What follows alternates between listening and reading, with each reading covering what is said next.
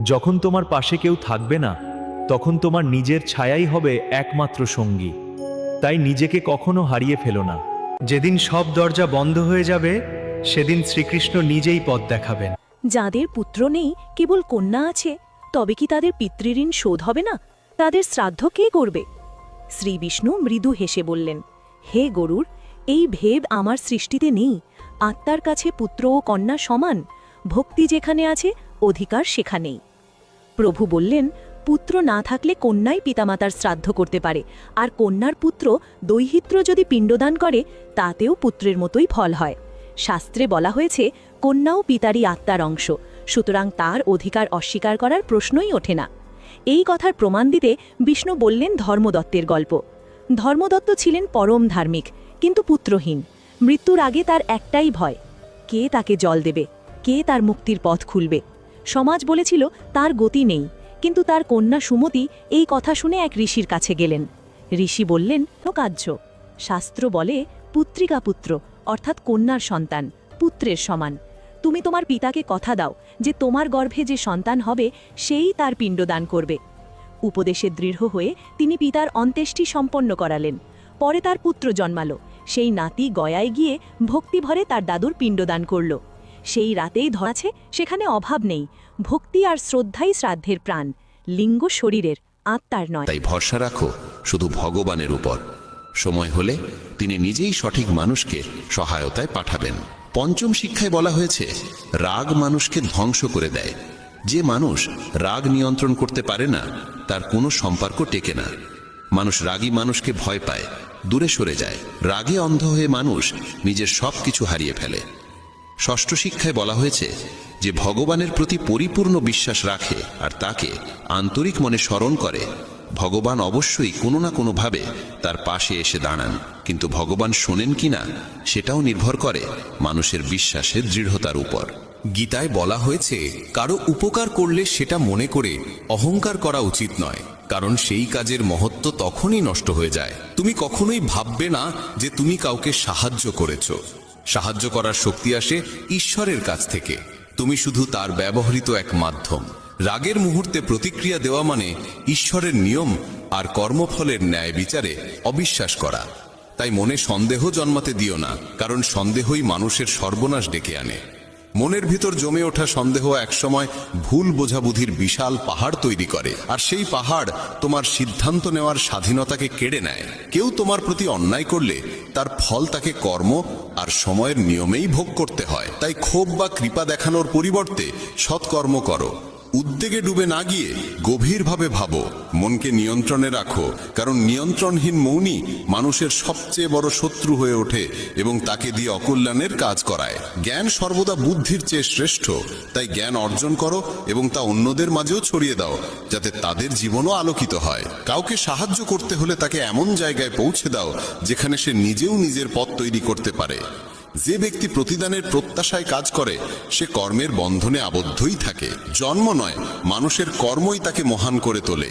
তুমি পৃথিবীকে যেমন দৃষ্টিতে দেখো, পৃথিবীও তেমন ভাবেই তোমাকে প্রতিফলিত করে। মন থেকে আমার, তোমার, ছোট বড়, নিজের পরের এই ভেদ বুদ্ধি দূর করতে পারলে দেখবে সারা বিশ্বের সঙ্গে তোমার এক অনাবিল বন্ধনের সেতু তৈরি হয়ে গেছে। যে ব্যক্তি নিঃস্বার্থ মনে অবিরাম কাজ করতে পারে, কেবল তিনিই জীবনে সত্যিকারের সুখ ও তৃপ্তি খুঁজে পান। ইন্দ্রিয় নিয়ন্ত্রণে থাকলে কোনো রকম দুঃখ তোমাকে বিচলিত করতে পারে না। শ্রীকৃষ্ণ বলেন, শান্তি কেবল তারাই লাভ করে যারা আমি, আমার, আমি করলাম, আমি করিয়ে নিলাম এই অহংবোধ ত্যাগ করতে পারে। অত্যধিক আসক্তি কোনো বস্তু, স্থান, প্রাণী বা মানুষের প্রতি একসময় গভীর দুঃখের মূল হয়ে দাঁড়ায়। যে মানুষ সামান্যতেই খুশি থাকতে শিখেছে এবং যার চাওয়া পাওয়া কম, তার জীবনেই প্রকৃত তৃপ্তি থাকে। গীতার সপ্তম উপদেশ বলে, মনকে শান্ত করা শিখো। অস্থির মন থেকে জন্ম নেয় সমস্ত দুঃখ, আর শান্ত মন থেকে প্রবাহিত হয় ভালোবাসা ও আনন্দ। দুঃখ সুখ মূলত মনোরাজ্যের দুই রূপ। অস্থিরতা দুঃখ সৃষ্টি করে, শান্ত ভাব জাগিয়ে তোলে পরম আনন্দ। অস্থম শিক্ষা উপদেশ দেয় কাউকে অতিমাত্রায় ভালোবেসে বা আঁকড়ে ধরতে নেই। ধৃতরাষ্ট্র সিংহাসনের প্রতি অসীম আসক্ত ছিলেন। সেই আসক্তি তার চোখকে অন্ধ করে দিয়েছিল। যে মোহ তিনি ত্যাগ করতে পারেননি, সেই মোহই রাজ্যকে ধ্বংসের পথে ঠেলে দিয়েছিল এবং অসংখ্য প্রাণহানি ঘটিয়েছিল। জীবনে যখন কোনো কিছুর প্রতি অন্ধ আসক্তি জন্মায়, সেটি পাও বা না পাও, শেষ পর্যন্ত তা মানুষকে ধ্বংসের দিকেই ঠেলে দেয়। নবম উপদেশ বলে, সত্যিকারের শান্তি কেবল আধ্যাত্মিক জ্ঞানেই পাওয়া যায়। মানুষ কি বলল সেদিকে অতিরিক্ত মন দিলে আত্মবিশ্বাস হারিয়ে যায়। তাই নিজের উপর বিশ্বাস রাখো, নিজের পথ নিজেই তৈরি করো। জীবন ক্ষণস্থায়ী, যে কোনো মুহূর্তে পরিবর্তন চলে আসতে পারে। তাই সময় নষ্ট না করে অতীতের ভুল থেকে শিক্ষা নাও, বর্তমানকে ভালো করো এবং ভবিষ্যৎকে সুন্দর করে গড়ে তোলো। কিসের এত উদ্বেগ? নিজের কর্তব্য করো আর ঈশ্বরের ওপর ভরসা রাখো। কোনটা ঘটবে আর কোনটা ঘটবে না, এই সিদ্ধান্ত ঈশ্বরের হাতে ছেড়ে দাও। যত বেশি সৎকর্ম করবে, ততই তোমার পথ উন্মুক্ত হবে। নিজেকে সমর্পণ করো ভগবানের কাছে। মানুষের কল্যাণে কাজ করো, তাদের সঠিক পথ দেখাও। জ্ঞানী মানুষ কখনো ইন্দ্রিয় সুখের মোহে আটকে থাকে না। তাই জ্ঞানী হওয়ার চেষ্টা করো। গীতায় বলা হয়, যা ঘটেছে তা ভালো, যা ঘটছে তাও ভালো, আর যা ঘটবে সেটাও ভালোই হবে। শাস্ত্র পড়ে কোনো লাভ নেই যদি তা জীবনে ব্যবহার না করো। রাবণ ছিল বিপুল জ্ঞানী, কিন্তু সত্যিকারের প্রজ্ঞা তার ছিল না। তা অজ্ঞানতা, রাগ, কামনা আর অহংকারই তাকে শেষ পর্যন্ত পতনের দিকে ঠেলে দিয়েছিল। ঈশ্বর বলেন, জীবের মধ্যে আমি কোনো ভেদ দেখি না, সবাই আমার কাছে সমান। যে জ্ঞান কেবল নিজের মধ্যেই সীমাবদ্ধ থাকে, তা সমাজ ও পৃথিবীর কল্যাণে কাজে না লাগলে সেই জ্ঞান কোনো মূল্য বহন করে না। কিসের ভয়? মৃত্যুর ভয় কেন? আত্মা না জন্মায় না মরে, এটাই জীবনের চরম সত্য। মানুষের কর্মই তাকে ঈশ্বরের কাছাকাছি নিয়ে যায় বা দূরে সরিয়ে দেয়। তাই সব সময় সৎকর্মে মন দাও। যখনই পাপ, অহংকার আর অন্যায় পৃথিবীতে বৃদ্ধি পায়, তখনই ঈশ্বর নতুন রূপে আবির্ভূত হন সেগুলোকে নাশ করে ধর্ম প্রতিষ্ঠা করার জন্য। যাকে প্রয়োজনে সাহায্য করো, বিনা দ্বিধায় দান করো, এটাই সত্যিকারের পুণ্য। যে মানুষ নিজের মন জয় করতে পারে, সে ইতিমধ্যেই ঈশ্বরকে লাভ করে, কারণ তার মন শান্তির আশ্রয় পায়। সুখ দুঃখ, গরম শীত, সম্মান অপমান কিছুই তাকে বিচলিত করতে পারে না। জ্ঞানী ব্যক্তি জীবিত বা মৃত কাউকে নিয়ে শোক করেন না। পরিবারে থেকে, সমাজে থেকে কর্তব্য নিষ্ঠার সঙ্গে পালন করা, সৎভাবে চলা এবং ধর্ম মেনে জীবনযাপন করাও এক উচ্চতর তপস্যা। এইভাবেই মানুষের জীবন আলোকময় হয়ে ওঠে। গীতার দশম উপদেশে বলা হয়েছে, আজকের দিনে মানুষ নিজেই মানুষের শত্রু হয়ে উঠেছে। ব্যবসা বাণিজ্যে হোক, সম্পর্কের জগতে হোক কিংবা জীবনের অন্য যে কোনো ক্ষেত্রে মানুষই মানুষকে ক্ষতিগ্রস্ত করছে। প্রতিযোগিতা এত বেড়েছে যে চুরি, ডাকাতি, অপরাধ সবই ভয়ঙ্করভাবে বৃদ্ধি পেয়েছে।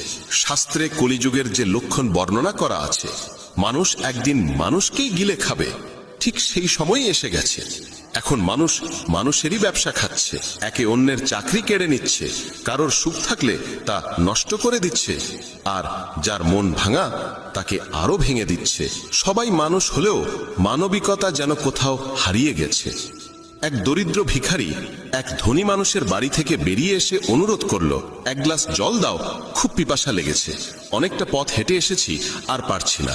ধনী মানুষটি বলল, এখন আশেপাশে কেউ নেই, কেউ এলে জল দেব। কিছুক্ষণ পর ভিখারি আবার অনুরোধ করলো, দয়া করে একটু জল দিন, আর কোথাও যেতে পারছি না। ধনী লোকটি একই উত্তর দিল, বলেছি তো মানুষ এলে জল পাবে। তখন ভিখারি অসহায়ভাবে বলল, আপনি নিজেই মানুষ হয়ে যান না, একটু সময়ের জন্য মানুষ হন। আজকাল এটাই ঘটছে, কেউই সত্যিকারের মানুষ হতে চায় না। সবাই শুধু একে অপরকে টেনে নামানোর চেষ্টা করছে, সুযোগ নিচ্ছে। তাই কলিযুগকে স্বার্থপরতার যুগ বলা হয়েছে। মানুষ আজ সম্পর্ক রাখে শুধুই নিজের স্বার্থে। বন্ধুরা, যদি গীতার এই 25টি কথা ভালোভাবে বোঝো এবং মনে রাখো, তবে বিশ্বাস রাখো, পৃথিবীর কেউ তোমার মন বা হৃদয়কে আর আঘাত দিতে পারবে না। এই উপদেশগুলো মনে রাখলে জীবনের সুখ ছাড়া আর কিছুই তোমার পথে আসবে না। গীতার 11 উপদেশ হলো, নিজেকে কখনোই কারো ওপর নির্ভরশীল করে তুলবে না। তুমি যতক্ষণ পর্যন্ত প্রয়োজনহীন, কেউ তোমাকে আঘাত করতে পারবে না, সুযোগও নিতে পারবে না। যাকে তুমি প্রয়োজন মনে করবে সেই একদিন তোমাকে ব্যবহার করবে। যেদিন তোমার জীবন অন্যের ওপর নির্ভরশীল হয়ে পড়বে, সেদিন থেকেই তুমি তার দাসে পরিণত হবে। এমনকি নিজের বাড়িতেও যদি তুমি গৃহকর্মীর ওপর পুরোপুরি নির্ভর করো, সেতেও তারা সুযোগ নেবে, কারণ তারা বুঝে যায় তোমার কাজ তাদের ছাড়া চলবে না। কিন্তু যখন তারা বুঝতে পারে তুমি নিজের কাজ নিজেই করতে পারো, তখন তারা ঠিকই সীমার মধ্যে থাকে। যদি চাকরিতে বসের ভুল আচরণও তুমি সহ্য করে যাও, তবে নিশ্চিত জানবে তোমার নিজেরই প্রয়োজন, আর সেই প্রয়োজনের সুযোগ সে নিচ্ছে। পরিবারেও যাকে তুমি প্রয়োজন মনে করো, সেই তোমাকে সবচেয়ে বেশি কষ্ট দেয়, কারণ তুমি তার হাতের মুঠোয়। মানুষ দুর্বল কাউকে নিয়ন্ত্রণে রাখতে ভালোবাসে।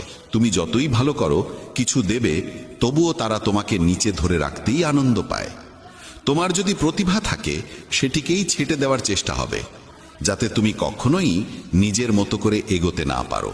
কারো উপর নির্ভরশীল হওয়ার চেয়ে মৃত্যু ভালো, কারণ প্রয়োজন মানুষকে দাস বানিয়ে দেয়। ভাবো তো, যাদের ওপর তুমি নির্ভর করো, কষ্টও তো আসে তাদের থেকেই। প্রয়োজন শুধু শরীর বা কাজের নয়, মনেরও। আমরা কারো সঙ্গ চাই, কারো ভরসা চাই, না হলে একাকিত্ব অসহ্য মনে হয়। তখনই ভুল মানুষের দিকে আকর্ষণ জন্মায়, আর তারা সেই দুর্বলতাকে ব্যবহার করে জীবনকে নরকে পরিণত করে। মনে রাখবে, তোমার মা বাবা ছাড়া এ পৃথিবীতে কেউ জন্মায়নি যে তোমাকে ব্যবহার করবে না। তাই কখনো নিজেকে কারো প্রয়োজনের দাস বানিও না। গীতার দ্বাদশ উপদেশে বলা হয়েছে, যে মানুষ ব্যর্থতার ভয়ে চেষ্টা করা বন্ধ করে দেয়, সে কখনোই জীবনে বড় সাফল্যের স্বাদ পায় না। রাগ মানুষের মনে বিভ্রান্তি সৃষ্টি করে, সেই বিভ্রান্তি মনকে অস্থির করে। অস্থির মন যুক্তিকে নষ্ট করে দেয়, আর যুক্তিহীন মানুষ ধ্বংসের দিকেই এগোয়। মহান সাফল্যের দরজা খুলে যায় যে 5টি চাবিতে: সৎ চিন্তা, মনোযোগ, সত্যনিষ্ঠা, দৃঢ় সংকল্প এবং অবিরাম পরিশ্রম। সেগুলিই মানুষের জীবনে সাফল্য এনে দেয়। পক্ষপাতহীন ও নিঃস্বার্থ কর্ম ছাড়া মুক্তি বা পরিত্রাণের আশা করা অর্থহীন।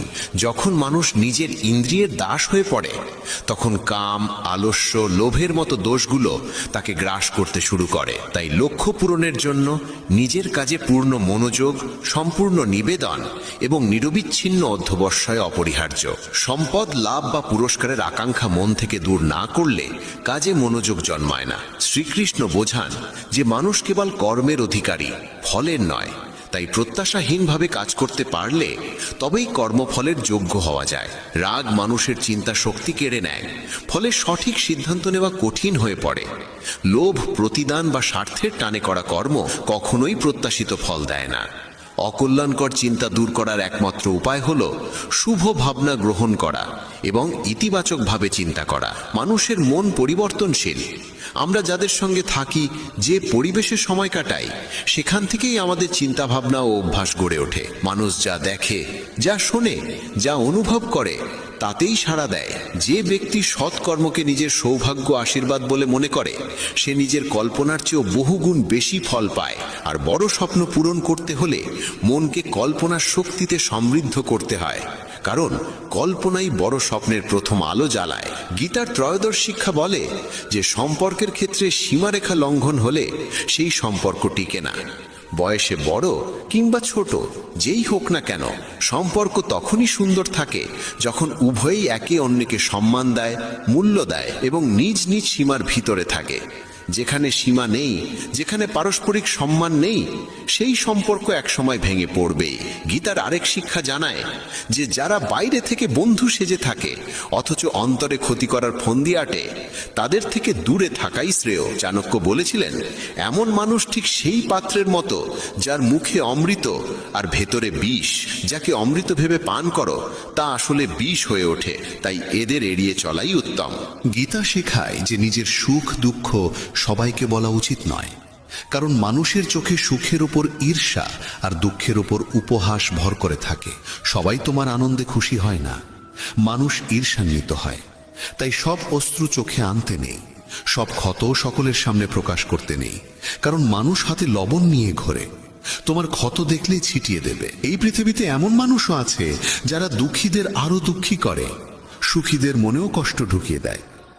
নিজের মনের কথা সেই ব্যক্তিকেই বলো যে বোঝার ক্ষমতা রাখে। জীবনে নতুন সূচনার জন্য অনেক সময় পুরনোকে পুরোপুরি মুছে ফেলতে হয়। কুন্তী প্রশ্ন করেছিলেন শ্রীকৃষ্ণ কেন এমন ভয়াবহ যুদ্ধ ঘটালেন। কৃষ্ণ বলেছিলেন যে অধর্ম চারিদিকে ছড়িয়ে পড়েছিল এবং নতুন যুগের পথ খুলতে হলে তার সম্পূর্ণ বিনাশ প্রয়োজন। যেমন কোনো প্রাসাদ ভেঙে পড়লে বা জীর্ণ হয়ে গেলে তা ভেঙে নতুন করে গড়া হয়, তেমনি জীবনে কিছু নতুন পেতে হলে পুরনোকেই আগে সরিয়ে ফেলতে হয়। গীতা বলে যে জীবনে যখন নিজেকে একা মনে হবে তখন বুঝতে হবে এই পৃথিবীতে মানুষ একাই আসে এবং একাই ফিরে যায়। প্রকৃত অর্থে কারোর কেউ নয়। যে পিতামাতা জীবন দেয় তারাও একদিন চলে যায়। তাহলে অন্যের কাছ থেকে কি বা আশা করা যায়? কেউ যদি পথ ছেড়ে চলে যায়, মনে রাখবে ঈশ্বর কখনো কাউকে ছাড়েন না, তিনি সব সময় সঙ্গে থাকেন। কৃষ্ণ অর্জুনকে বলেছিলেন, মানুষ আমাকে মানুক বা না মানুক সকলেই আমার সন্তান, তাই কাউকে আমি কখনো ত্যাগ করি না। মানুষ ঈশ্বরের অংশ, তাই তাকে ঈশ্বরের সন্তানও বলা হয়। একাকিত্ব কোনো দুঃখের বিষয় নয়, বরং ভুল মানুষের সঙ্গই সবচেয়ে ভয়ঙ্কর। একটি প্রবাদ আছে, কিছু না থাকার চেয়ে কিছু থাকা ভালো, কিন্তু আরেকটি সত্য হলো নিরর্থক কিছু থাকার চেয়ে কিছুই না থাকা ভালো। তাই ভুল মানুষের সঙ্গে থাকার চাইতে একা থাকা শ্রেয়। এই শিক্ষা তাদের জন্য বিশেষ প্রয়োজন যাদের একাকিত্ব ভীত করে। দুঃখ বা নিঃসঙ্গতাকে ভয় পেও না, কারণ এই পৃথিবীতে কেউ কারোর স্থায়ী নয়। গীতা আরো জানায় যে জীবনে নতুন শুরু করতে চাইলে পুরনোকেই কখনো কখনো সম্পূর্ণ মুছে ফেলতে হয়। কুন্তীর সেই প্রশ্নের জবাবে কৃষ্ণ বলেছিলেন যে যখন অন্যায় অগাধ হয়ে যায় তখন ন্যায়ের পথে নতুন সূচনা আনতে পুরনোকে ভেঙে ফেলা ছাড়া উপায় থাকে না। পুরনো প্রাসাদ যেমন ভেঙে নতুন করে গড়া হয়, তেমনি জীবনে অগ্রসর হতে গেলে অনর্থক পুরনো বন্ধনগুলো ভাঙতেই হয়। গীতার আরেক গভীর শিক্ষা হলো ধন, ক্ষমতা বা পদমর্যাদার অহংকার মানুষকে পতনের দিকে ঠেলে দেয়। দুর্যোধন গর্ব করত ভীষ্ম, দ্রোণ বা কর্ণের মতো যোদ্ধা তার পাশে আছে, তাই পাণ্ডবদের হারানো তার কাছে সহজ। এই গর্বই তাকে পতনের দিকে নিয়ে গেল। যে ব্যক্তি সম্পদ বা ক্ষমতার দম্ভে অন্যকে হেয় করে, একদিন সেই অহংকারই তার ধ্বংসের কারণ হয়। তাই যত বড়ই হও, যত সফলই হও, অহংকার যেন কখনো তোমাকে স্পর্শ না করে। শ্রীকৃষ্ণ অর্জুনকে আরো বোঝালেন যে মৃত্যু জীবনের অবশ্যম্ভাবী সত্য। মৃত্যু কখনোই এড়ানো যায় না, শুধু সময়টা কিছুটা এগোতে বা পিছোতে পারে। এই দেহ আসলে এক ভাড়াটে বাসার মতো, যেখানে আমরা সাময়িক অতিথি মাত্র।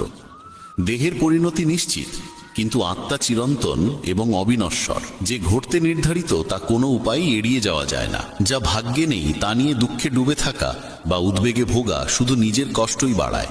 যে জন্মেছে সে মরবেই, আর যে মরেছে সে পুনর্জন্ম লাভ করবে। এই নিয়মের বাইরে কেউ নেই, তাই যেটা অবধারিত তার জন্য শোক করা একেবারেই অর্থহীন। সত্য থেকে মুখ ফিরিয়ে থাকা কখনো বুদ্ধিমানের কাজ নয়, কারণ জ্ঞানী মানুষের পরিচয় হলো সত্যকে গ্রহণ করার ক্ষমতা। মিথ্যেকে সত্য ভেবে জীবন কাটানো নিজেকেই প্রতারণা করা। অনেক সময় নিজের ব্যক্তিগত চিন্তাধারাই ভুল বোঝাবুঝির সৃষ্টি করে, তাই নিজের ভাবনা জোর করে অন্যের ওপর চাপিয়ে দেওয়া উচিত নয়। কাম, ক্রোধ ও লোভ, এই তিনকে বলা হয়েছে নরকের দ্বার। এই তিন যদি মানুষের মন দখল করে ফেলে, তবে জন্ম মৃত্যুর চক্র থেকে মুক্তি পাওয়া যায় না। যেমন আগুন ধাতুকে পরীক্ষা করে, তেমনি প্রতিকূলতা সাহসীদের পরীক্ষা নেয়। মানুষের প্রথম শত্রু কিংবা প্রথম বন্ধু তার নিজের মন। অতিরিক্ত কামনা মানুষের শান্তি কেড়ে নেয়, আর পরিশ্রম ছাড়া ভালো ফলের আশা করা যায় না। যদি ধর্মের পথে চলতে চাও, তবে ফলাফল নিয়ে চিন্তা না করে নির্ভয়ে নিজের কর্তব্য পালন করতে হবে। গীতার 22তম উপদেশ হল, যেখানে ভালোবাসা, সম্মান বা মূল্য নেই সেখানে কখনো থাকা উচিত নয়। মহাভারতের যুদ্ধ শুরুর আগে শ্রীকৃষ্ণ শান্তির প্রস্তাব নিয়ে হস্তিনাপুর গিয়েছিলেন। তখন শকুনি দুর্যোধনকে বলেছিল যে কৃষ্ণকে সম্মান দেখাও, তাকে নিজের পক্ষে টেনে আনলে পাণ্ডবেরা দুর্বল হয়ে যাবে। দুর্যোধন কৃষ্ণকে তার গৃহে নিমন্ত্রণ জানিয়ে বলল তার আতিথ্য গ্রহণ করতে। কৃষ্ণ তখন বললেন, যে বাড়িতে গভীর ভালোবাসা থাকে বা যেখানে কোনো বড় বিপদে পড়া মানুষ শরণ নেয়, কেবল সেই দুই অবস্থাতেই অন্যের গৃহে আহার করা উচিত। দুর্যোধনের প্রতি তার কোনো ভালোবাসা নেই, আর কৃষ্ণ কোনো বিপদেও পড়েননি, তাই স্বার্থপর মানুষের বাড়িতে যাওয়া যায় না। এখান থেকেই শিক্ষা, যেখানে ভালোবাসা, সম্মান বা মূল্য নেই সেখানে থাকা মানেই অপমান ডেকে আনা। মানুষকে থাকতে হবে সেই জায়গায় যেখানে তাকে সত্যিই শ্রদ্ধা করা হয়। গীতার 23তম উপদেশে বলা হয়েছে, মূর্খ ও দুষ্ট মানুষের কাছে জ্ঞান দেওয়া উচিত নয়। তারা তা সহ্য করতে পারে না, তাদের অহংকার আহত হয়, আর সময় এলে তারা সেই মানুষকেই ক্ষতি করে। মানব জীবন অত্যন্ত মূল্যবান, তাই এটিকে বিফলে নষ্ট করা ঠিক নয়।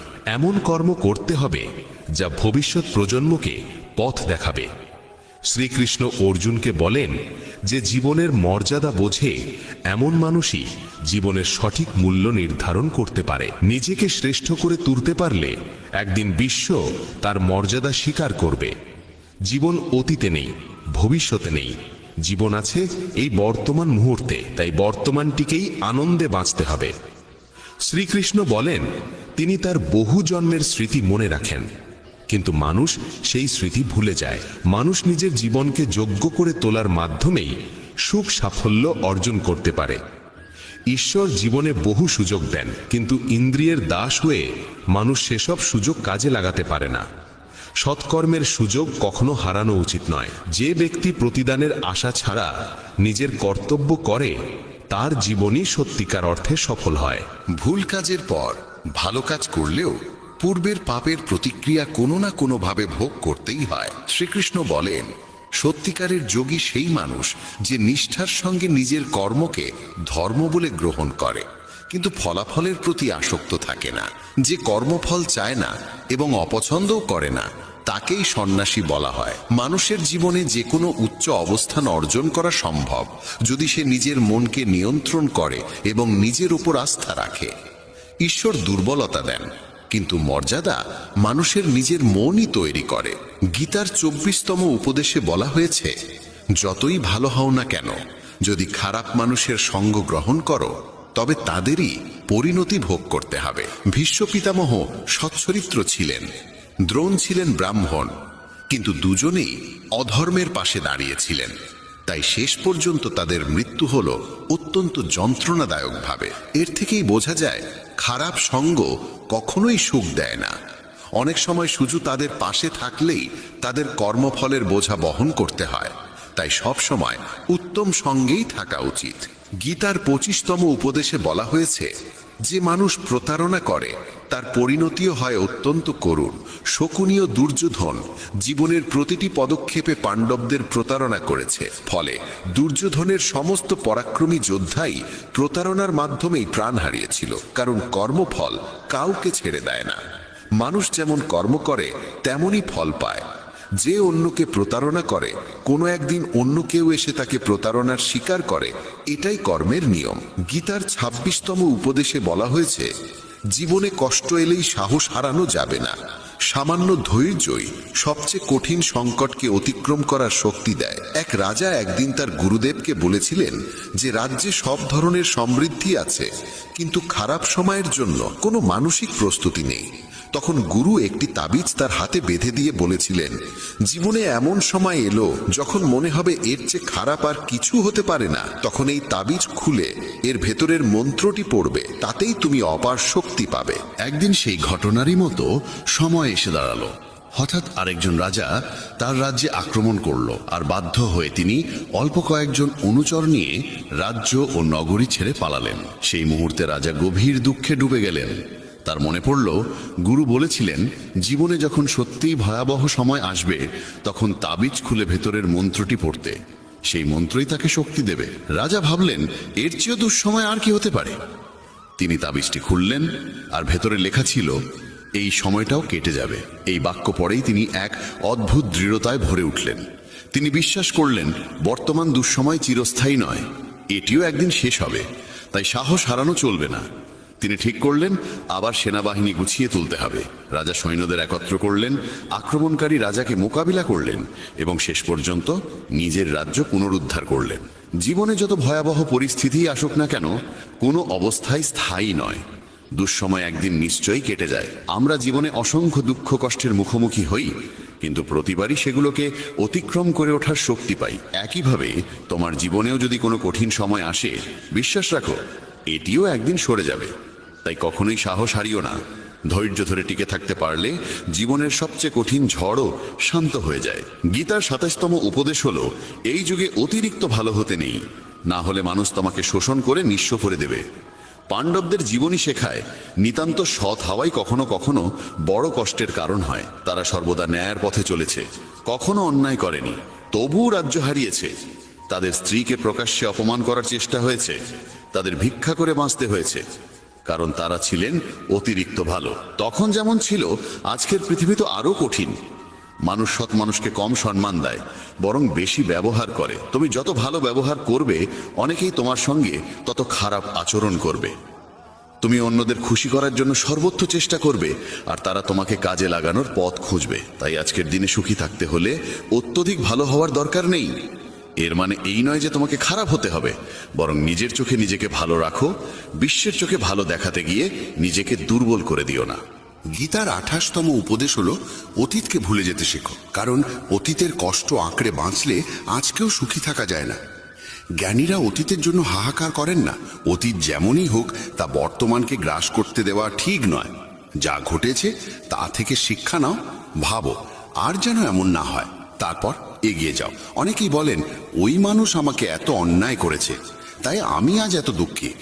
কেউ কেউ সারা জীবন অন্যদের দোষ দিতে দিতে নিজের কষ্ট বাড়িয়ে তোলে। কিন্তু যতক্ষণ তুমি অন্যকে দোষ দেবে, ততক্ষণ কখনো সুখী হতে পারবে না, সামনে এগোতেও পারবে না। অতীত বদলানো যায় না, মানুষ কি করেছে তাও বদলানো যায় না, কিন্তু বর্তমান তোমার হাতে। সেটাকে তুমি যেমন চাও তেমন গড়তে পারো। আগামী দিনের দুঃখ এড়াতে চাইলে আজকে বাঁচো। তুমি পৃথিবীতে কাউকে পাবে না যে ভবিষ্যতের ভরসায় সুখে থাকে। সুখী সেই যে আজকার মুহূর্তে নিজের জীবন কাটায়। ভবিষ্যতের চিন্তা শুধু দুঃখ, আফসোস আর অনিশ্চয়তায় ভরিয়ে তোলে। তাই যতটা সম্ভব অতীতকে ভুলে যাও এবং বর্তমানকে নিজের করে নাও। গীতার শিক্ষা বলছে, ভবিষ্যতের ভয় দুঃখ কমে না, বরং ভয়ই সব শান্তি কেড়ে নেয়। তুমি কাকে ভয় করবে? কে তোমাকে মারতে পারে? তুমি দেহ নও, দেহ কেবল কর্ম সম্পন্ন করার মাধ্যম। তুমি আত্মা, অমর ও চিরন্তন। অসংখ্য জন্মে তুমি অসংখ্য দেহ ধারণ করেছ, আর এখন মানুষের শরীর পাওয়া তোমার পুণ্যের ফল। এই জীবনকে কাজে লাগানোর একমাত্র উদ্দেশ্য হলো সৎকর্ম, দয়া আর নিঃস্বার্থ সাহায্য করা। যে নিরন্তর ভক্তি ভরে ঈশ্বরকে স্মরণ করে, সে অবশ্যই ঈশ্বরকে পায়। কেউ ঈশ্বরের অস্তিত্ব অস্বীকার করলেও তাতে তার কিছু যায় আসে না। মানুষের মন পবিত্র, কর্ম সৎ আর চরিত্র ভালো হওয়াই প্রকৃত যোগ্যতা। ঈশ্বর ভক্তির ক্ষুধার্ত। কেউ যদি ভালোবাসা ও ভক্তিসহ একটি পত্র, একটি ফুল, ফল বা জলও অর্পণ করে, ঈশ্বর তা গ্রহণ করেন। ভক্তি নেই এমন অর্ঘ্য, যতই বাহুল্যপূর্ণ হোক, মূল্যহীন। নিঃস্বার্থ সাহায্য, দানকে সেবা হিসেবে গ্রহণ করা, পক্ষপাতবিহীন সিদ্ধান্ত এবং কর্তব্য পালন, এসবই ঈশ্বর ভক্তির সমান। এরাই ঈশ্বরের প্রিয়। তাকে ভালোবাসবে তা গভীরভাবে ভাবা জরুরি, কারণ যে ভালোবাসার মূল্য বোঝে না, তার কাছ থেকে দূরে থাকাই শান্তির পথ। আজকাল অনেকেই ভালোবাসার নাম করে সবচেয়ে বেশি কষ্ট দেয়। প্রেম, যা স্বভাবতই পবিত্র, মানুষের স্বার্থ আর অসচেতনতার কারণে বিষের মতো তিক্ত হয়ে যায়। অনেকেই বিশ্বাস আর মমতাকে ব্যবহার করে অন্যের হৃদয় ভেঙে দেয়। তুমি যদি কাউকে সত্যিই ভালো না বাসো, তবে সে কখনোই তোমাকে আঘাত করতে পারবে না। যে সম্পর্কই হোক, যদি তুমি কাউকে সীমাহীন ভালোবাসো আর সে যদি সেই ভালোবাসার যোগ্য না হয়, তবে তার বিনিময়ে কেবলই দুঃখ ও যন্ত্রণা ফিরে আসে। প্রেম নিজে কোনোদিন কষ্টের কারণ হয় না। কষ্ট দেয় সেই মানুষ যে তোমার মমতার মূল্য দিতে অক্ষম। তাই ভালোবাসতে হলে এমন কাউকে ভালোবাসো যে তোমার হৃদয়ের ভাষা বুঝবে এবং তোমার অনুভূতিকে সম্মান করবে। আর যখনই বুঝবে যে তোমার ভালোবাসার মানুষ তোমার অনুভূতির কদর করে না, তখন সেখান থেকে সরে যাওয়াই তোমার জন্য সবচেয়ে বুদ্ধিমানের সিদ্ধান্ত। গীতার 29তম উপদেশে বলা হয়েছে যে মানুষ বারবার তোমায় আঘাত দেয়, তাকে কখনোই ক্ষমা করা উচিত নয়। যুধিষ্ঠির বহুবার দুর্যোধনকে ক্ষমা করেছিলেন, আর এর ফলেই তার জীবনে অসংখ্য দুঃখ ও বিপর্যয় নেমে এসেছিল। কেউ একবার ভুল করলে তাকে ক্ষমা করা যায়, কিন্তু বারবার একই ভুল করলে বুঝতে হবে সেটা ভুল নয়, সেটাই তার স্বভাব। তারা এমনই এবং ভবিষ্যতেও তোমার সঙ্গে একই আচরণ করবে। তাই অযথা অতিরিক্ত ভালো হওয়া ঠিক নয়। ক্ষমা করা আর বোকা হয়ে যাওয়ার মধ্যে বিশাল পার্থক্য আছে। কাউকে একবার ক্ষমা করলেও তার প্রতি সতর্ক থাকা দরকার। বলা হয়, একই মানুষকে দুবার পরীক্ষা করা নিজের মুখে ধুলো দেওয়ার মতো। যে তোমাকে একবার প্রতারণা করেছে বা ভুল করে হলেও ব্যথা দিয়েছে, তাকে অন্ধভাবে বিশ্বাস করা উচিত নয়। তাই এমনভাবে ক্ষমা করবে যাতে কখনো বোকা না শোনাও, আবার নিজের শত্রু তৈরি করো না। গীতার আরেকটি শিক্ষা বলে, যে তোমাকে প্রতারিত করে বা ধোঁকা দেয়, তাকে নিয়ে দুঃখ বা রাগ বাড়িয়ে লাভ নেই। বরং বুঝে নিতে হবে মানুষকে চোখে দেখে কখনো চিনে নেওয়া যায় না। এই পৃথিবীতে মানুষ মুখোশ পরে বাঁচে, সবাই ভালো দেখাতে চায় কিন্তু ভালো হতে চায় না। কাউকে তোমার প্রতি সামান্য অন্যায় করতে দাও, তখনই তার আসল রূপ প্রকাশ পায়। কিংবা যখন তোমার জীবনে দুঃসময় আসে, তখনই বুঝতে পারবে কে সত্যিকার অর্থে তোমার আপন। তাই কাউকে খুব দ্রুত বিশ্বাস করো না, কারো কাছ থেকে এত আশা করো না যাতে পরে হৃদয়ে ভেঙে যায়। কারণ এই পৃথিবীর মানুষ কারো ছিল না, কাউকে কোনোদিন হবেও না। তাই নিজের মনকে ঈশ্বরের কাছে সমর্পণ করো, তখন দেখবে কেউ তোমাকে ভাঙতে পারবে না, কেউ তোমাকে আঘাত দিতে পারবে না। গীতার 12 অধ্যায়ে শ্রীকৃষ্ণ অর্জুনকে বলেছিলেন, হে অর্জুন, তোমার মন, বুদ্ধি আর হৃদয় ঈশ্বরের প্রতি নিবেদন করো, তখন কেউ তোমার হৃদয়ে ভাঙতে পারবে না। এই পৃথিবীতে তুমি যাকে যত বেশি ভালোবাসো, সেই মানুষই তোমাকে সবচেয়ে বেশি কষ্ট দেয়। কারণ এখানে হৃদয়ের মূল্য নেই, অনুভূতির মূল্য নেই, কেবল স্বার্থের মূল্য। মানুষ তোমার থেকে কি পেতে পারে এই হিসেবেই তারা সম্পর্ক গড়ে তোলে। যতক্ষণ তুমি তাদের কাজে লাগো, ততক্ষণ তারা ভালো মানুষের মুখোশ পরে থাকে। স্বার্থ শেষ হওয়ার সঙ্গে সঙ্গে তাদের কথা, আচরণ সব বদলে যায়। তাই নতুন কাউকে দেখলেই বিশ্বাসে ভেসে যাবে না। তারা প্রথমে খুব ভালো দেখায়, কিন্তু সেটা কেবল নিজের সুবিধের জন্য। তুমি ফাঁদে পড়বে কিনা তা ঠিক করবে তোমার নিজের বুদ্ধি। গীতার 3য় উপদেশে বলা হয়েছে, নিজের আত্মীয় স্বজনই তোমার সাফল্যে সবচেয়ে বেশি ঈর্ষান্বিত হয়। বাইরের লোক তোমার সুখ দুঃখের খোঁজ রাখে না, কিন্তু আত্মীয়রা তোমার জীবনের প্রতিটি পদক্ষেপে চোখ রেখে চলে। বাইরে থেকে তারা বলবে সফল হও, সুখে থাকো, কিন্তু তোমার সাফল্যের খবর শুনলে তারা খুশি হয় না। কখনো কখনো দুনিয়া তোমাকে সম্মান দেবে, প্রশংসা করবে, অথচ নিজের ঘরেই তুমি উপেক্ষিত থাকবে। মহাভারতের যুদ্ধও তো ছিল আপন ভাইদের মধ্যে। দুর্যোধন পাণ্ডবদের প্রতিটি আনন্দে, প্রতিটি সাফল্যে ঈর্ষায় কাতর হয়ে উঠত। তাদের পতন ঘটাতে সে সব রকম চেষ্টা করেছে। আর এই আপন ভাইদের মধ্যেকার ঈর্ষাই মহাভারতের ভয়াবহ যুদ্ধের জন্ম দিয়েছিল, যেখানে অসংখ্য প্রাণ হারিয়েছিল। বাইরের লোক তোমার জীবন কেমন চললো তাতে কিছু যায় আসে না, কিন্তু আত্মীয়দের মন তোমার সুখ সহ্য করতে পারে না। তারা মুখে মধুর কথা বলল, অন্তরে তোমার ভালো চায় না। তাই কাউকে নিজের মানুষ ভাবার আগে দেখে নাও সে সত্যিই তোমার আপন কিনা, নাকি শুধু ভান করছে। শ্রীমদ্ ভগবদ্ গীতা এমন এক দেববাণী, যা মহাভারতের রণক্ষেত্রে ভগবান শ্রীকৃষ্ণ স্বয়ং অর্জুনকে শুনিয়েছিলেন। যোদ্ধার হৃদয়ে সে সময় সন্দেহ জমে উঠেছিল, ভয় তাকে গ্রাস করেছিল। সে ভাবতেই পারছিল না আপন জন গুরুজনে ভরা সেই যুদ্ধক্ষেত্রে কিভাবে অস্ত্র ধারণ করবে। সেই সংকটের মুহূর্তে কৃষ্ণ যে অমৃতবাণী প্রদান করেন তাই গীতা নামে পরিচিত। 28 অধ্যায় আর 700-রও বেশি শ্লোক নিয়ে গঠিত এই গ্রন্থ জীবন সম্পর্কে এমন সব গভীর সত্য তুলে ধরে, যা মানুষের প্রত্যেক প্রশ্নের সামনে অদ্ভুত স্পষ্টতা এনে দেয়। কর্ম, ধর্ম, জ্ঞান, ভক্তি, ত্যাগ এবং জীবনের আসল উদ্দেশ্য। বলা হয়, যে সংসারে গীতার পাঠ ধ্বনিত হয় সেই গৃহে শান্তি নিজেই বসতি করে। তাই আজ আমরা গীতার আদর্শকে একেবারে সরল, নিখুঁত এবং সহজ ভঙ্গিতে উপলব্ধি করব, যাতে এই জ্ঞান তোমার ভাবনা বদলায়, তোমার কর্মের দিশা ঠিক করে এবং পুরো জীবনকে নতুন আলোয় আলোকিত করে। অনেকেই বলেন কর্মই সর্বোচ্চ ধর্ম। কথাটি শুনতে আকর্ষণীয় হলেও এর ভিতরে এক বড় অসম্পূর্ণতা লুকিয়ে আছে। কারণ সব কর্মই ধর্ম নয়। কর্মের রূপ বিভিন্ন, কথায়, কাজে, ইচ্ছায়। কেউ চুরি করে, কেউ মিথ্যা বলে, কেউ অন্যের হৃদয়ে আঘাত করে, এগুলিও কর্ম, কিন্তু ধর্মের সঙ্গে এদের কোনো সম্পর্ক নেই। তাই গীতা শেখায় কর্ম নয়, সৎ কর্মই ধর্ম। সেই কর্মই ধর্ম যা সত্যের সঙ্গে যুক্ত, দয়ার সঙ্গে জড়িত, ন্যায় ও শুভবুদ্ধির প্রতিফলন। যে কর্ম কারো অমঙ্গল ঘটায় না এবং আত্মাকে পরিশুদ্ধ করে। ধর্মসঙ্গত কর্ম জীবনকে দীপ শিখার মতো আলোকিত করে। তাই শুধু বলা যে কর্মই ধর্ম, এটি ভুল এবং কখনো কখনো বিপথেও নিয়ে যেতে পারে। আসল কথা হলো, ধর্মের সঙ্গে সঙ্গতি রাখা কর্মই সত্যিকারের ধর্ম। শ্রীকৃষ্ণ অর্জুনকে বলেন, হে পার্থ, মনে রেখো, ধর্মই চূড়ান্ত আশ্রয়। কর্ম সদা 2 প্রকার, ধর্ম ও অধর্ম। যে মানুষ তার কর্তব্যকে সত্য, দয়া, করুণা, ক্ষমা এবং অহংকার বর্জিত মন নিয়ে পালন করে, আমি কৃষ্ণ তার সঙ্গেই থাকি। যে সৎ পথে চলে সে কোনোদিন একা থাকে না, ঈশ্বর তার সঙ্গী হয়ে দাঁড়ান।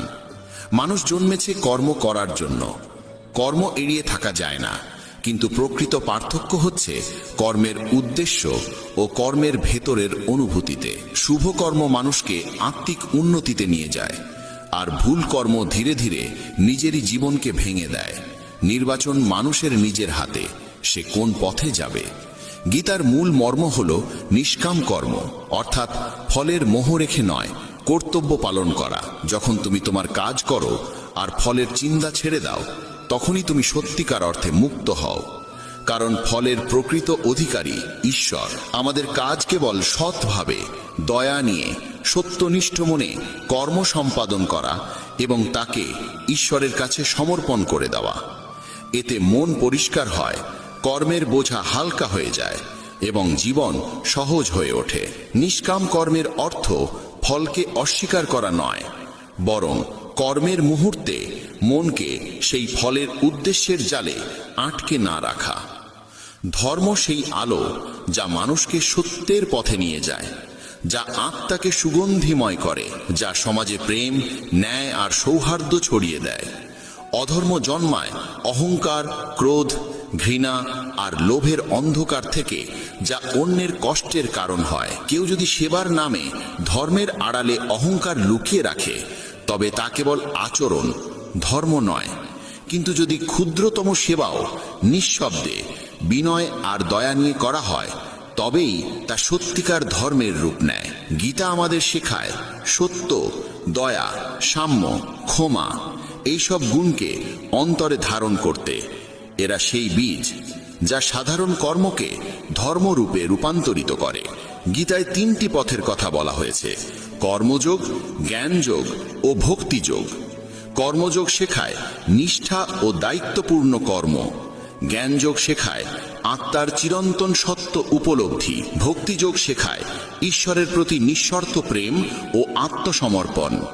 কেবলমাত্র এক পথে চললে দিশাহীনতা আসে। কর্মে জ্ঞান না থাকলে কর্ম সীমাবদ্ধ হয়ে যায়। জ্ঞান থাকলেও ভক্তির স্নেহ না থাকলে জীবন শুষ্ক হয়ে পড়ে। তাই এই 3 পথ একত্রে জীবনকে সার্থক করে। যখন অর্জুন যুদ্ধক্ষেত্রে দাঁড়িয়ে দ্বিধার টানাপোড়েনে ভেঙে পড়েছিল, সেই মুহূর্ত মানুষের জীবনের বহু সংকটের প্রতিচ্ছবি। যখন সম্পর্ক, অনুভূতি আর দায়িত্ব একে অপরের বিপরীতে দাঁড়ায়, তখন মন পথ হারায়। গীতা তখনই বলে, প্রথমে নিজের কর্তব্যকে চিনে নাও, তারপর সিদ্ধান্ত নাও। কৃষ্ণ অর্জুনকে শুধু চোখের সামনে থাকা সত্য নয়, জীবনের বৃহত্তর সত্য দেখতে শেখান। আত্মার অমরত্ব, ধর্মের মহিমা এবং কর্মফলের চিরন্তন বিধান। আমাদের দৈনন্দিন জীবনেও পরিবার, কাজ, সমাজ সবই কখনো কখনো কঠিন পরীক্ষায় ফেলতে পারে। গীতা শেখায়, ভয় আর সন্দেহের অন্ধকারে ডুবে না গিয়ে আমাদের উচিত যুক্তি, বিবেক আর ধর্মকে ভিত্তি করে পথ নির্বাচন করা। শ্রীকৃষ্ণ বলেন, যে মানুষ সত্যে স্থির, দয়ারসে সিক্ত, আত্মনিয়ন্ত্রিত, অহংকারহীন এবং সকল প্রাণীর প্রতি সমান করুণা রাখে, সে আমার পরম প্রিয়। তার জীবন সরল, সত্যভিত্তিক এবং গভীর প্রভাবশালী। এমন মানুষের পাশে আমি সর্বদা থাকি। সত্যবাদিতা, দয়া, ক্ষমাশীলতা, নম্রতা, কর্তব্যনিষ্ঠা, সন্তুষ্টি, এই গুণগুলো মানুষকে নির্মল করে এবং জীবনকে স্থায়ী শান্তিতে ভরিয়ে তোলে। কৃষ্ণ বলেন, কর্ম করো, কিন্তু ফলের মোহে নিজেকে বেঁধে ফেলো না। ফলের দাসত্ব থেকে মুক্ত হওয়া মানেই মনকে শান্ত রাখা, আবেগকে স্থির করা।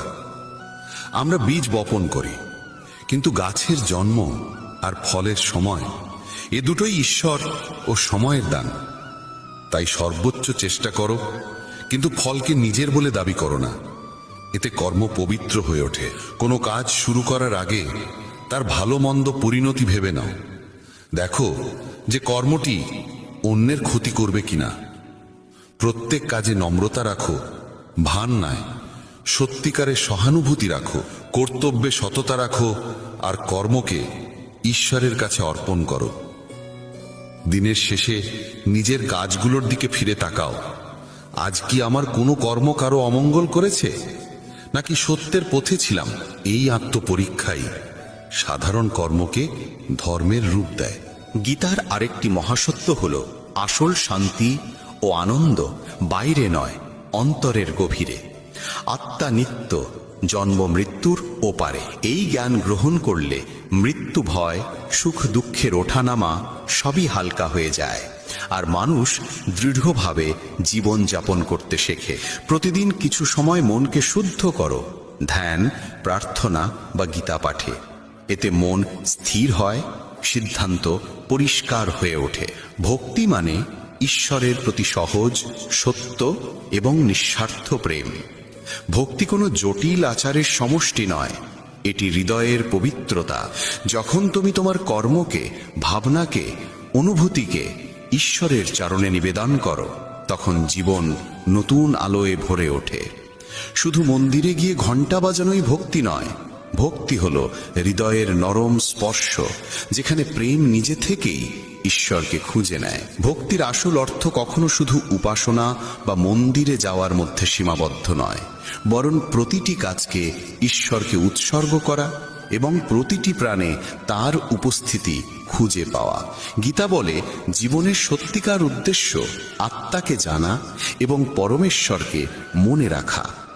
এ পথ কেবল ভৌত সাফল্যের জন্য নয়, বরং নৈতিকতা, প্রেম আর সত্যকে জীবনে ধারণ করার জন্য। জীবনের মান কত অর্জন করলাম তা দিয়ে নয়, আমরা কতটা সত্য, দয়ালু আর নিঃস্বার্থ হতে পারলাম তা দিয়েই নির্ধারিত হয়।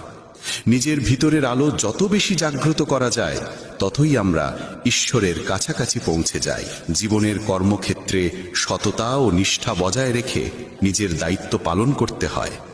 পদোন্নতির অন্যায় আচরণ দেখে মন ভারী হতে পারে, কিন্তু গীতার পথ বলে, ফলের জন্য ক্ষুব্ধ না হয়ে নিজের কর্তব্য যথাযথভাবে সম্পন্ন করা। পরিবারে নিজের দায়িত্ব সততার সঙ্গে পালন করা, বাবা মায়ের সেবা করা, সন্তানদের লালন পালন করা সবই ভক্তির অংশ, যদি তাতে অহংকার না জড়িয়ে যায়। সমাজে কারো সাহায্য করলে তা যেন কখনো গর্বে পরিণত না হয়, কারণ সৎ সাহায্য প্রকৃত ভক্তিরই পরিচয়। সমালোচনা বা বিরোধের মুহূর্তে মনকে সংযত রাখা জ্ঞানীর পথ। রাগে কোনো সিদ্ধান্ত নিতে নেই, কারণ তাড়াহুড়োর সিদ্ধান্তই কষ্ট দেয়। দৈনন্দিন আচরণে গীতার শিক্ষাকে প্রয়োগ করলে জীবন সহজও হয়, শান্তও হয়। গীতা শেখায়, কর্ম আমাদের কর্তব্য, তবে তা হতে হবে সত্য ও ধর্মের সঙ্গে সঙ্গত। ফলের প্রতি আসক্তি বাদ দিয়ে নিষ্কাম কর্ম করাই প্রকৃত সাধনা। সত্য, দয়া, ক্ষমা ও অহংকারহীনতা জীবনের মূল অলংকার। ভক্তি, জ্ঞান আর কর্ম, এই তিনির সমন্বয়ে জীবন স্থিরতা পায়। আত্মা কখনো নষ্ট হয় না, তাই ভয় বা সন্দেহকে বুদ্ধি দিয়ে জয় করতে হয়। যখন এই নীতিগুলো প্রতিদিনের জীবনে জায়গা পায়, তখনই গীতার প্রভাব স্পষ্ট হয়ে ওঠে। শান্তি, সফলতা আর আন্তরিক আনন্দ স্বয়ংক্রিয়ভাবে জীবনে প্রবেশ করতে থাকে। জীবনের সহজ নিয়ম হলো, মানুষ যা মন থেকে খোঁজে সে ঠিক সেই রুতেই তার কাছে ফিরে আসে। ঈশ্বরকে যদি ভালোবাসা, শ্রদ্ধা আর বিশ্বাস দিয়ে স্মরণ করা হয়, তেমনই সৌম্য রূপে তিনি ফিরে আসেন। তাই চিন্তাকে অকারণে ব্যয় না করে শক্তি সমস্যা সমাধানে লাগাতে হয়। ভক্তি মানে শুধু আচার পালন নয়, বরং অন্তর দিয়ে ঈশ্বরকে স্মরণ করা, তার গুণগুলো চেতনায় রাখা এবং তার দেখানো পথে চলার চেষ্টা করা। যে মানুষ ঈশ্বরের নাম নিয়ে কীর্তন করে, তার মন ধীরে ধীরে বিশুদ্ধ হয়, আত্মা শান্তি লাভ করে। শ্রীকৃষ্ণ বলেন, যিনি ভক্তি ভরে তাকে স্মরণ করেন, তিনি এই জীবনেও শান্তি পান এবং পরজগতেও। যার জীবনে ভক্তি নেই, তার জীবনে শান্তি স্থায়ী হয় না। এটি কঠিন বাক্য নয়, বরং গভীর সত্য। মন শান্ত থাকলে চোখে স্নিগ্ধতা আসে, জীবনে সন্তোষ জন্মায়। যারা কুকর্মে জড়িয়ে থাকে, তারা মায়ার জালে ঘুরপাক খায়। মায়া মানুষকে সত্য থেকে দূরে সরিয়ে দেয়, কিন্তু যে ঈশ্বরের শরণ নেয় সে ভয়কে জয় করতে শেখে। সমর্পণ মানে দুর্বলতা নয়, বরং নিজের অহং ও ভয়কে সাময়িক সরিয়ে রেখে বিশ্বাস করা যে আমাদের রক্ষা করার কেউ আছে। যেমন শিশুকে যখন বাতাসে ছুঁড়ে দেওয়া হয়, সে কাঁদে না, হাসে, কারণ জানে তাকে তুলে নেওয়া হবে। এমনই বিশ্বাস জীবনের ভয় কমিয়ে দেয় এবং কর্মকে স্পষ্ট করে। শ্রীকৃষ্ণ বলেন, নিজের মনকে ছোট করে দেখো না এবং নিজেকে অন্যের সঙ্গে তুলনা করো না। প্রতিটি মানুষ অনন্য, সকলের নিজস্ব শক্তি আছে, দুর্বলতাও আছে। তুলনা আত্মবিশ্বাস কেড়ে নেয়। তাই নিজের কাজের দিকে মন দাও, নিজেকে উন্নত করো এবং নিজের পথেই এগিয়ে চলো। প্রকৃত অনুপ্রেরণা আসে নিজের চিন্তা থেকে। অন্যের প্রশংসা বা সমালোচনার চেয়ে নিজের ভাবনাই আমাদের এগিয়ে নেয়। তাই বৃহৎ ভাবো, ভালো ভাবো এবং নিজের উন্নতির সাধনা প্রতিদিন করো। ছোট ছোট পদক্ষেপ সময়ের সঙ্গে বড় সাফল্যের রূপ নেয়। যে ব্যক্তি কষ্ট সহ্য করে সে একদিন সুখের স্বাদ পায়, আর যে অন্যকে কষ্ট দেয় সে সুখ পায় না। করুণা ও মমতা মানুষকে পরিপূর্ণ করে। হঠকারিতা ও হিংসা কখনো ভালো ফল দেয় না। ফুল নরম বৃষ্টিতে ফোটে, বজ্রধ্বনিতে নয়। তেমনি মন কোমলতা ও ভালোবাসায় প্রস্ফুটিত হয়, কঠোরতায় নয়। সম্পর্কেও যদি মানুষকে পরিবর্তন করা না যায়, অন্তত তার ক্ষতি করা উচিত নয়। দুঃখে পৃথিবী দগ্ধ হয়, আর সামান্য ভালোবাসাই পৃথিবীকে সুন্দর করে তোলে। একটি ছোট দান, একটুকু হাসি বা সামান্য সাহায্য বড় পরিবর্তন আনতে পারে। এই পৃথিবীর সবচেয়ে মূল্যবান সম্পদ হলো মনের শান্তি। যে নিজের মনকে শান্ত রাখতে পারে সেও সত্যিকারের ধনী। শান্তির জন্য বাহ্যিক সম্পদের প্রয়োজন নেই, প্রয়োজন শুধু সমন্বয় ও বোঝাপড়া। মনকে শান্ত রাখার অভ্যেস গড়ে তুলতে হয়। ধ্যান, প্রার্থনা, সাদাসিধে জীবন আর নিয়ম মাফিক দিন যাপন এতে সাহায্য করে। প্রতিদিন সামান্য সময় নিজের সঙ্গে কাটিয়ে ভাবতে হয়, যা চাইছি তা সত্যিই প্রয়োজনীয় কিনা। বেশিরভাগ চাওয়া আসে অভ্যেস বা ভয় থেকে, বাস্তব প্রয়োজন থেকে নয়। সময়ের গতি মানুষের ইচ্ছা অনুযায়ী চলে না। সময় যেদিকে নিয়ে যায় সেদিকেই হাঁটতে হয়। জীবন কঠিন মনে হয় তখনই যখন পরিস্থিতি বদলানোর চেষ্টা করি, নিজের দৃষ্টিভঙ্গি বদলানোর চেষ্টা না করে।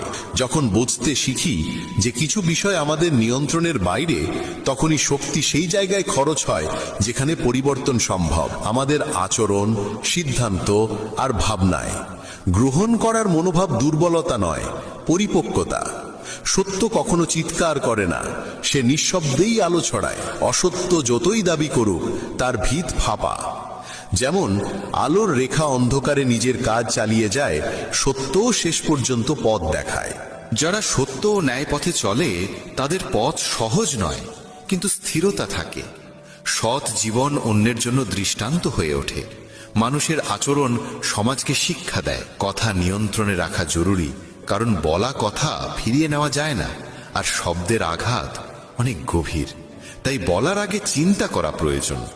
যদি কারো মঙ্গল না করতে পারো, অন্তত ক্ষতি করো না। নম্রতা ও সত্যতা কথায় থাকলে সম্পর্ক দৃঢ় হয়। মিথ্যা সম্পর্ককে ভেঙে দেয়। নীতি ও ধর্মের জন্য দাঁড়াতে হয়।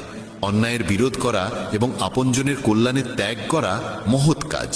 কখনো ত্যাগ মানে ছোট সুখ ত্যাগ করে বড় কল্যাণ বেছে নেওয়া। সত্য ঠিক তেমনই, তাকে যতই দমন করা হোক সে শেষমেশ জলপৃষ্ঠের তেলের মতোই উপরে উঠে আসে। তাই নিজের নীতিতে অটল থাকা প্রয়োজন। যে মানুষ গীতা পড়ে ও তার উপদেশ পালন করে, তার খারাপ কর্মের প্রভাব ধীরে ধীরে ক্ষীণ হয়ে যায়। সবাইকে কর্মফল ভোগ করতে হয়, তবে সৎ পথ ধরে চললে সেই ফলও রূপান্তরিত হয়। বর্তমান কর্মকে সঠিক করে তোলা যায়। নিষ্কামভাবে কর্ম করলে অন্তরে শান্তির জন্ম হয়। কর্মযোগের মর্ম এটাই, কর্ম করো কিন্তু ফলের চাহিদায় মনকে ব্যস্ত করো না। মৃত্যু এক অটল সত্য। সৃষ্টির আদিকাল থেকে জন্ম আর মৃত্যু একই চক্রে ঘুরে চলেছে। যেমন পুরনো পোশাক ছেড়ে নতুন পোশাক পরে মানুষ, তেমনি আত্মাও পুরনো দেহ ত্যাগ করে নতুন দেহে প্রবেশ করে। এই সত্য উপলব্ধি করলে ভয় কমে যায় এবং মানুষ বর্তমানকে বাঁচতে শেখে। জ্ঞানী ব্যক্তি মৃতের জন্য এমন শোক করেন না যে জীবনের পথ থমকে যায়, আর জীবিতদের জন্য এমন দুঃখও করেন না যা জীবনকে স্তব্ধ করে দেয়। তারা জানেন যা গেছে তা আবার ফিরবে, আর যা আছে একদিন চলে যাবে। জীবনে যা আসে তাকে মেনে নেওয়ার সাহসই জীবনের পথকে সহজ করে তোলে। যদি কোনোদিন সুযোগ পাও তবে কারোর পথপ্রদর্শক কিংবা সহায়ক হয়ে উঠতে দ্বিধা করো না। কারোর জন্য সার্থক সঙ্গী হওয়া কোনো স্বার্থ নয়, বরং মানবতার সবচেয়ে সুন্দর প্রকাশ। যেমন একটি প্রদীপ নিজের আলো কমায় না, কিন্তু অসংখ্য প্রদীপ জ্বালিয়ে দিতে পারে, তেমনি তোমার সামান্য যোগানো অন্যের জীবন আলোকিত করতে পারে। নিজের পরিচয় অক্ষুণ্ণ রেখে কারোর পাশে থাকা এবং দায়িত্ব ভাগ করে নেওয়াই প্রকৃত মানবতা। আমরা যখন অন্যের উপকার করি তখন মনও শান্ত হয়, আত্মাও তৃপ্তি পায়, আর এই তৃপ্তি আসল সন্তোষ। শ্রীকৃষ্ণের উপদেশ শুধু শব্দে ছিল না, তা তার কাজে প্রতিফলিত হতো। তাই গীতার বাক্য শুধু শুনলেই বা পড়লেই হবে না, তাকে জীবনে ধারণ করতে হবে। তুমি কতটা সঠিক কিংবা কতটা ভুল তা কেবল তোমার অন্তর আর পরমেশ্বরই জানেন। নিজের হিসেব নিজেকেই রাখতে হয় এবং নিঃস্বার্থভাবে সত্য পথে চলতে হয়।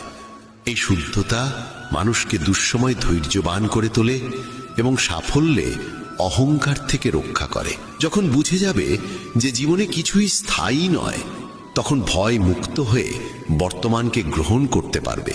ভবিষ্যতের চিন্তা আর অতীতের আফসোস এই দুটোই মনকে শূন্য করে দেয়। তাই যা আছে তাকে গ্রহণ করো, যা নেই তাকে ছেড়ে দাও। পরিবর্তন মানেই দুঃখ নয়, বরং নতুন পথ শুরু করার সুযোগ। জীবনের আসল অর্থ খুঁজে পেতে হলে বাইরে নয়, নিজের ভেতর তাকাতে হয়। সত্য, শান্তি এবং করুণার মধ্যেই জীবনের সার পাওয়া যায়। গীতা বলে, কর্মের পথে চলো, ভক্তিকে ধারণ করো এবং সত্যকে আঁকড়ে ধরো। অসংখ্য প্রদীপ জ্বলে উঠলে আলো কমে না, বরং আরো উজ্জ্বল হয়। তেমনি যদি আমরা সুখ ভাগ করে নিই, তা কখনো কমে না, বরং আরো বাড়ে। কারুর উপকার করলে আমাদের মধ্যেও আনন্দ জাগে। তাই ছোট ছোট খুশি বিলিয়ে দেওয়ার অভ্যাস কখনো বন্ধ করো না। এটি হৃদয়কে প্রসন্ন করে এবং চারপাশের জীবনে আলো ছড়িয়ে দেয়। মনের ভেতর যেসব অনুভূতি থাকে সেগুলিই আমাদের সামনে পথ খুলে দেয়। যদি মন ধর্মে পূর্ণ থাকে তবে সে সৎ পথে নিয়ে যায়, আর যদি মন অশুভে ভরে ওঠে তবে মানুষকে বিভ্রান্ত করে। তাই মনকে প্রথমে পরিষ্কার করা জরুরি। সত্য বলা, সাহায্য করা, সম্মান দেওয়া, এই ছোট ছোট অভ্যাস মনকে পবিত্র করে। অনেকে বলে তারা ঈশ্বরে বিশ্বাস করে না, তাই তারা কষ্টে থাকে। কিন্তু আসল কথা হলো তারা ঈশ্বরের পথ গ্রহণ করে না। যখন ঈশ্বরের উপদেশ অনুযায়ী চলা শুরু করি, শুনি, বুঝি এবং কাজে প্রয়োগ করি, তখন জীবন সহজ হয়ে যায়। কিন্তু যখন অহংকারে ভেসে নিজের ইচ্ছামতো পথ বেছে নিই, তখনই অসুবিধা আসে। সময়ের চেয়ে মূল্যবান কিছু নেই। প্রতিটি জিনিসের একটি সঠিক সময় থাকে। তাড়াহুড়ো করে পাওয়া আনন্দ বেশিরভাগ সময়ই কষ্ট ডেকে আনে। সঠিক সময় সবকিছু নিজে থেকেই আসে, ধীরে কিন্তু ঠিক মতো। তাই সময়ের আগে কিছু পাওয়ার লোভ ছেড়ে দাও, ধৈর্য ধরো এবং নিজের কাজ চালিয়ে যাও। সময়কে অসম্মান করো না, তাকে অস্থির করার চেষ্টা করো না। শ্রীকৃষ্ণ বলেছেন, ক্রোধ মানুষের বুদ্ধিকে দুর্বল করে দেয়। রাগের মুহূর্তে মানুষ সত্য দেখতে পায় না এবং ভুল সিদ্ধান্ত নেয়। তাই রাগকে নিয়ন্ত্রণ করা অত্যন্ত প্রয়োজন। যখন ক্রোধ আসে তখন গভীর শ্বাস নিয়ে একটু থেমে কথা বলো। রাগ কয়েক সেকেন্ড স্থায়ী, কিন্তু তার ফল বহুদিন ধরে মনকে পোড়ায়। যেমন জলের সীমা ভেঙে গেলে বন্যা হয়, তেমনি কথার সীমা ছাড়ালে মানুষ আহত হয়। শব্দের প্রভাব গভীর, তারা সম্পর্ক ভাঙতে পারে, মনকে আঘাত করতে পারে। তাই কথা বলার আগে ভাবো, এই